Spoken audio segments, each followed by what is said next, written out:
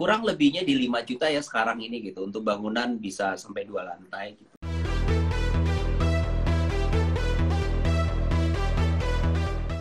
Mas, ini kita udah mulai banyak pertanyaan nih ya.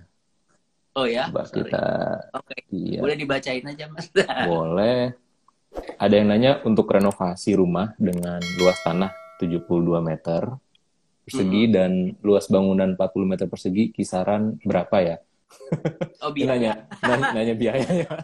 Waduh. Itu Tapi tergantung ya, ini ya. mungkin saya kasih kasih bocoran sedikit biasanya, Hmm, karena kan beberapa saya mendampingi para klien untuk cari kontraktor, karena sebenarnya hmm, saya hanya arsitek, mendesain, hmm, yang membangun adalah kontraktor.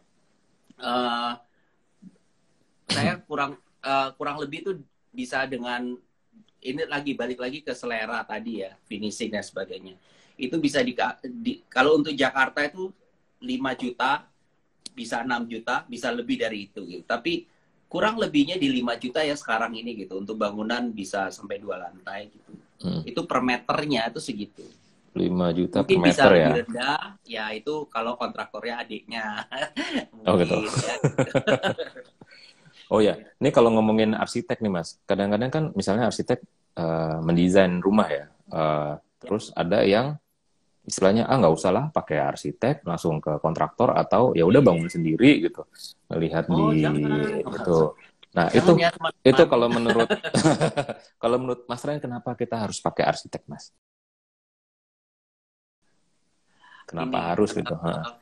teman-teman kalau sakit ya, kalau sakit kan pasti ke dokter dulu. Hmm, Nanti dari situ baru dikasih resep, baru ke apotek gitu ya, beli hmm, hmm, obatnya hmm, dan sembuh. hmm, Nah, teman-teman nggak mungkin juga langsung misalnya dari kalau sakit langsung ke apotek tuh biasanya untuk yang ringan-ringan mungkin ya. Jadi kalau ibaratnya saya analogikan, misalnya teman-teman nih lagi mau bangun rumah, ya kalau renovasi kecil-kecilan gitu ya, misalnya ganti pagar doang, ya mungkin langsung aja ke tukang juga nggak apa-apa gitu. hmm, hmm, Sama juga kayak cuman batu-batu dikit gitu ya, atau panu gitu ya, hmm, ke apotek beli obatnya sembuh gitu. hmm, Tapi ketika teman-teman punya penyakit yang sangat krusial, itu seperti orang mau bangun rumah dan merenovasi. Nggak mungkin teman-teman langsung ke tukang.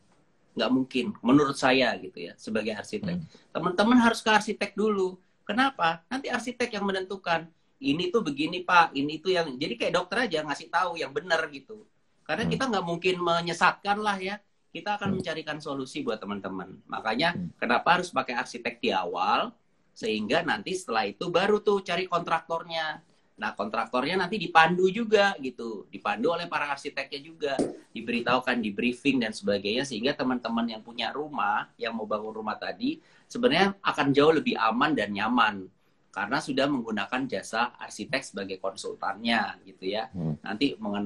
Nanti bisa kan tanya jawab gitu. Ini harganya udah cocok belum Mas? Bagus nggak apa dua kualitas dan sebagainya. Arsitek secara yang berdasarkan pengalaman dan ilmunya akan membagikan itu ke Hmm, teman-teman hmm, yang mau bangun rumah dan merenovasi rumahnya hmm, gitu loh. Jadi nanti bisa dibilang ini harganya nggak masuk akal nih Mas, gitu misalnya. Mbak, hmm. ini kayaknya harganya ini kayak mungkin kontraktornya nggak benar nih dan sebagainya. Nah, Yep. kan akhirnya jadi punya opinion yang berbeda gitu, second opinion yang lain kan. Tapi kalau misalnya langsung ketemu tukang, tukangnya bilang ini bagus, ya akhirnya karena ownernya nggak tahu apa-apa, oh gitu ya Pak, iya. Dibilang sama tukangnya langsung bagus, ini keren dan sebagainya, Hmm. nggak punya secara Itu ekspor dari yang masukannya nggak ada gitu. Jadi ini bisa jadi rumahnya harus direnovasi lagi karena salah misalnya. Wah, harganya Nah berlipat-lipat. itu pengalaman pribadi. Enggak. Karena mikir dulu ngapain sih pakai misalnya ya ngapain sih pakai arsitek ada teman yang cerita ya udahlah contoh aja dari majalah IDEA misalnya. Kalau sekarang sih banyak ya di Instagram gitu. Akhirnya dia diaplikasiin di rumahnya akhirnya rumahnya yang tadinya harusnya adem jadi malah panas segala macam dan harus renovasi lagi. Betul. Jadi double ininya biayanya yang keluar. Betul.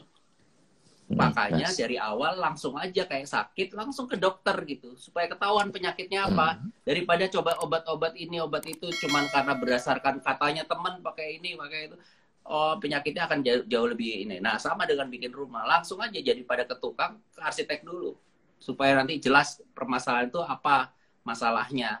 kemudian solusinya seperti apa, baru deh mau cari tukang kayak apalah terserah. Yang penting owner udah tahu apa yang dia harus lakukan dengan mimpinya untuk punya rumah dan duitnya yang ada gitu. Jangan sampai salah, udah ngeluarin biaya banyak gitu, terus bangunannya ya gitu-gitu aja gitu misalnya. Itu tapi arsitek ini nggak Mas ngejamin apa atau mungkin ngasih garansi atau gimana kalau ke klien dari sisi desainnya itu apa aman, nyaman segala macam?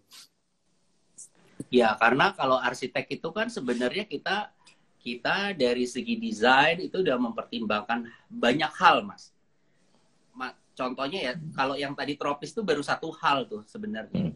Baru berkaitan dengan iklim dan energi dan sebagainya. Kita juga mungkin dari arsitek ada beberapa yang sudah memikirkan bagaimana bahwa rumah ini akan jadi lebih sehat misalnya. Atau bangunan ini nanti akan tumbuh gitu. Ada beberapa orang yang pengen rumahnya tumbuh gitu, nggak langsung sekali bangun. Itu kan hal-hal masukan buat para arsitek untuk bisa menjelaskan atau mendesain apa yang paling cocok buat para klien tadi gitu. Jadi kita udah pertimbangkan dan kita juga akan berkonsultasi dengan orang struktur mengenai misalnya bahwa bangunan misalnya dengan bentang atau struktur yang panjang kuat nggak, tahan gempa dan sebagainya. Ini kan kita secara ekspertis kita juga akan bertanya atau berkonsultasi dengan para orang struktur yang ada di kantor misalnya. Jadi kita nggak cuma melulu tentang bagus dan tidaknya, tapi banyak hal yang dipertimbangkan gitu. Termasuk energi salah satunya tadi itu. Katanya jangan terlalu serius Bang, senyum dikit kenapa? Tuh ada Adi Musri yang komen. Nah, jangan terlalu serius ya. Iya, pertanyaannya serius banget ya. Iya. Nah, yang nggak serius deh, pertanyaannya apa ya? Bayarnya buat bikin untuk rumah berapa Mas? Nah, itu balik lagi ke tadi ya.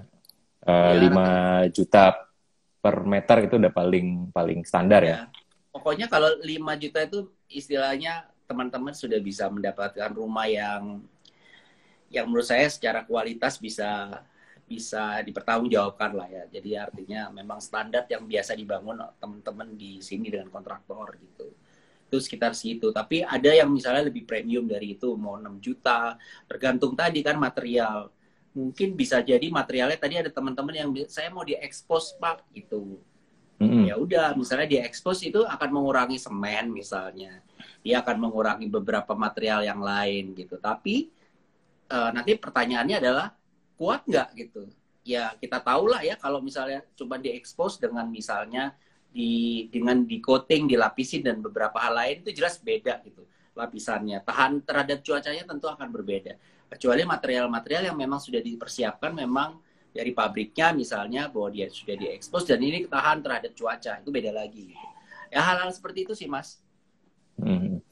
Mas, kalau ini ada pertanyaan lagi nih Mas. Warna apa yang cocok untuk rumah tropis di Jakarta biar keren tapi tetap nyaman?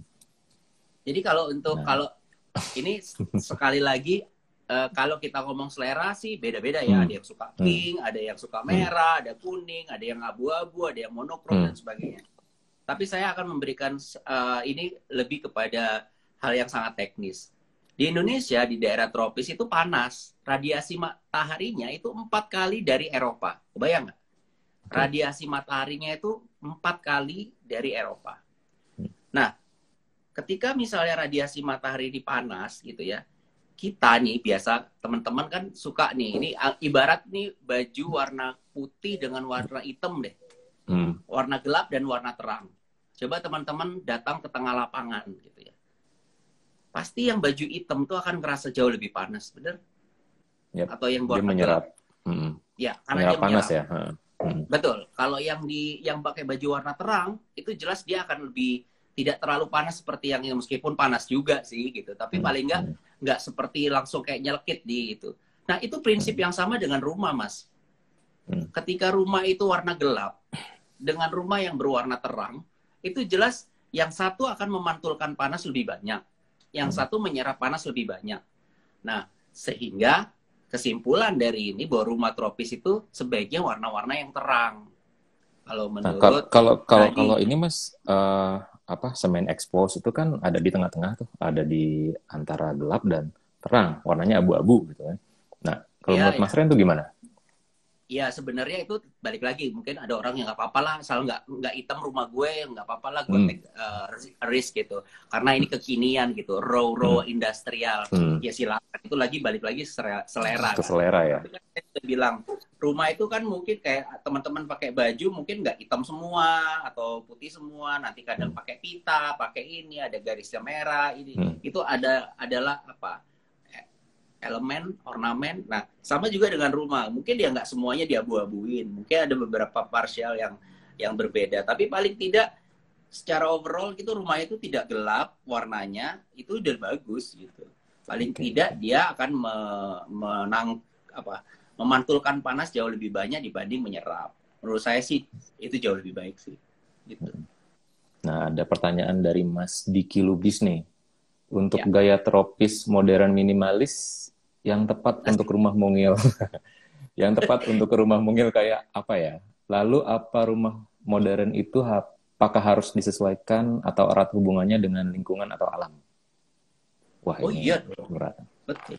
Sekarang kalau mau bikin rumah, menurut saya yang paling penting selain cocok buat kita, harus juga cocok dengan lingkungan gitu. Jadi nggak tiba-tiba sendiri gitu ya bangunannya ini tidak sesuai dengan, apalagi rumah kecil dan mungil tadi ya. Tentu kita punya keterbatasan lahan ya. Kadang lebar cuma 6 meter gitu ya. Tapi gimana tuh? Mungkin nggak kita masih bisa nyaman dengan ruangan yang terbatas tadi. Masih bisa sebenarnya selama pakai arsitek, asik.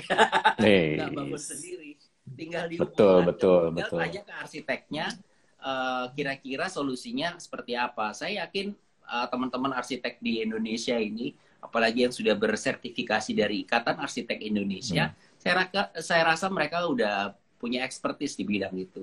Jadi kalau untuk disesuaikan dengan lingkungan itu adalah keharusan. Contoh yang paling kecil.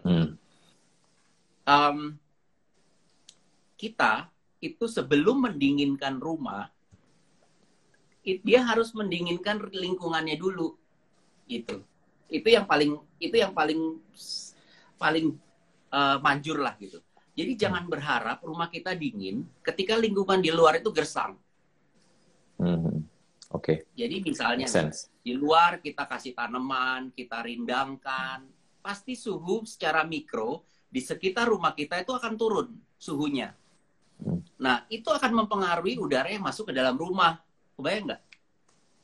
Kalau misalnya itu terjadi, berarti kita sudah udah membantu untuk lingkungan itu jauh lebih baik dan rumah kita akan dapat impact-nya gitu.